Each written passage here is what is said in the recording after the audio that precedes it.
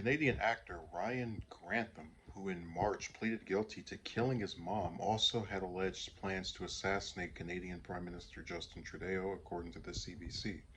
The 24-year-old Diary of a Wimpy Kid actor, who was initially charged with first-degree murder for fatally shooting his mom, Barbara Waite, in March of 2020, but was found guilty of second-degree murder in March of 2022. In a Tuesday sentencing hearing, prosecutors claimed Grantham set off the day after his mother's murder to kill Trudeau. He brought with him 3 guns, ammunition, 12 Molotov cocktails, camping supplies, a map with directions to Rideau Cottage, Trudeau's residence. Grantham possibly ended his mother's life to spare her from seeing him carry out his plan, as CBC noted. The actor, who also appeared in an episode of the hit CW show Riverdale, ultimately turned himself into Vancouver police before committing any violence toward the Prime Minister. Trudeau's government recently introduced strict gun control measures, including the creation of a new red flag law, which would prevent those deemed a threat from purchasing firearms. One Canadian killed by gun violence is one too many, Trudeau said in a statement last month. Canadian law does not include constitutional protections for firearm ownership. How lucky they are. Um, so when I first saw this story, I thought the murder of this actor's mother took place in March of this year, which is why I was surprised. Like, why did I not hear of this? But if it was 2 years ago, I think what might have happened, because I've been using The Hill as my primary news source for at least 3 years instead of CNN.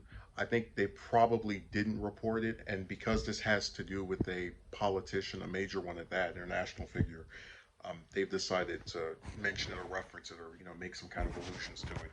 But what I think is really interesting, because there's not much to really say here. It's about a person who allegedly planned to do something. You know, what I find interesting is they point out the 12 Molotov cocktails and camping supplies.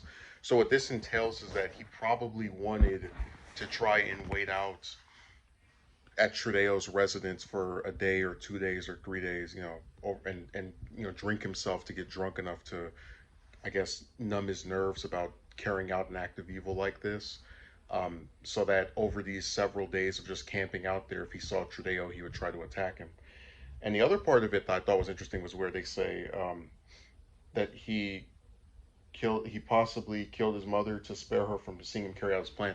That's a thing that some murderers have done, where they kill a person they claim to love or care about because they want to, again, in their own sick, twisted mind, spare them from seeing something that is not what they would picture them as wanting to see. So, for example, the shooter at Thornton High School killed his parents because he didn't want them to have to go around explaining why he was such a failure, or, by his own definition. And I know that I'm forgetting, I think it was Ed Kemper's when I killed his grandma because of conflicts he had with her, and then killed his grandpa because he didn't want him to have to live without her, which I've always thought was so disgusting. Like, just, I don't know. It's a really twisted sense of logic. Oh, I love this person so much, so let me end their life so they don't have to put. Because again, like, you're not giving the person a choice to put up with this stuff they want to. And I just think it's really stupid. I don't think the way these people do. So maybe that's why I look at it as being such an abstract concept.